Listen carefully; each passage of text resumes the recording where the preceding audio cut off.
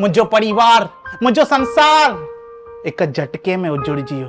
अरे परिवार छो उजड़जी वियो? परिवार ही घुमंदो न गाड़ीअ ते। उन्हनि मां सोचियो मां कंदुमि कम पार्किंग जो।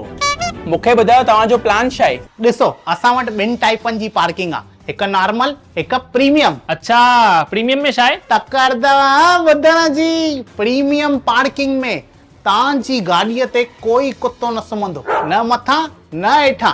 अरे यार तव्हांजी पार्किंग में कुत्ता बि आहिनि? वञो यार, न लॻाइनि मूंखे पैसा, आई एम आउट।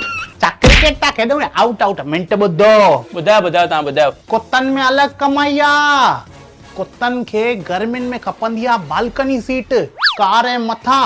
उन लाइ 50-80 रुपया ॾियण लाइ तयार आहिनि। अरे वाह, ये तो मस्त आहे। उहो प्रॉफिट ई अलॻि आहे। उहे सीटूं असां उन्हनि खे ॾींदा आहियूं नॉर्मल पार्किंग सेक्शन में। प्रीमियम में तो कुत्ता अलाउड ही कोन्हनि। सही आहे यार, मूंखे लॻाइणा आहिनि पैसा। अरे तू बी यार, हमेशा तोखे तकड़ुनि ते पैसा लॻाइण जी। पैसा आहिनि असांखे हाणे। कोई शो तव्हां वटि पार्किंग कंदो, हिकु साइड पार्किंग अलाउ कान्हे, ॿिए साइड त अलाउ आहे न, हुते पार्किंग करे। सेठ अॼुकल्ह घर में 4 भाती आहिनि, 8 गाॾियूं आहिनि, ऐं जिते अलाउ आहे पार्किंग करण उते जॻह किथे आहे? ॾिसो प्रॉब्लम तो सॉल्व कयो था। मूंखे तव्हां इहो ॿुधायो तव्हांजी सेल घणी आहे? शार्क्स हाणे ताईं चालू करे असांखे 1.5 साल थी वियो आहे, ऐं एतिरे में असां 30 लखनि जी सेल कई बि आहे। हाणे तव्हांजा थोरा अघ ॿुधायो। शार्क्स नॉर्मल पार्किंग 20 रुपया, प्रीमियम 30 रुपया। प्रीमियम कुत्तनि वारी बराबर। साइकिल वारनि लाइ हिकदमि सस्तो, वीचारा दॿे वारा थिया, ॿार थिया, खाली 10 रुपया। सभ में कमाई रखी अथव? न, न्याणियुनि लाइ फ्री आहे। न्याणियुनि लाइ फ्री? सेठ न्याणियुनि खे जेतिरो ॾियो घटि आहे, धंधो डबल थींदो, डबल। हा पोइ सही आहे, सलाम आहे तव्हांखे। ऐं असां मंथली पास बि त कढी आहे, 10% डिस्काउंट। कुत्ता फ्री। मूंखे इहो ॿुधायो तव्हां असांजा 100 लख वठो था, पर कंदव छा तव्हां? सेठ तव्हांजी पहचान आहे न सेठ। पहिरियों असां छा कंदासीं, असांजे साम्हूं जेकी प्रॉपर्टी आहे न उन ते कब्ज़ो कंदासीं। कब्ज़ो कंदासीं? मुंहिंजो मतिलबु आहे वठंदासीं।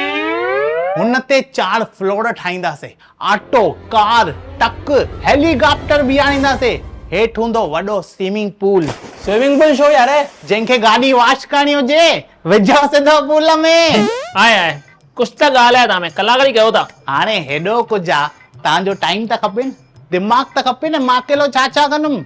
इहो त ख़ाली हिकु प्लान आहे। ऐं ॿियो? ॿियो तव्हां ॿुधायो, रोटी पाणी थी वई?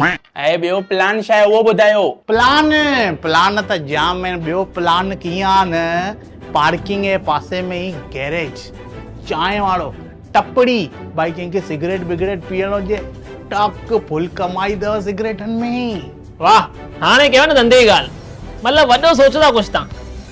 त हिन ई ॻाल्हि ते मूंखे हाणे तव्हांखे ऑफर ॾियण जी दिलि थिए थी। त मुंहिंजो ऑफर अथव 80 लाख 10%। महिरबानी तव्हांजी।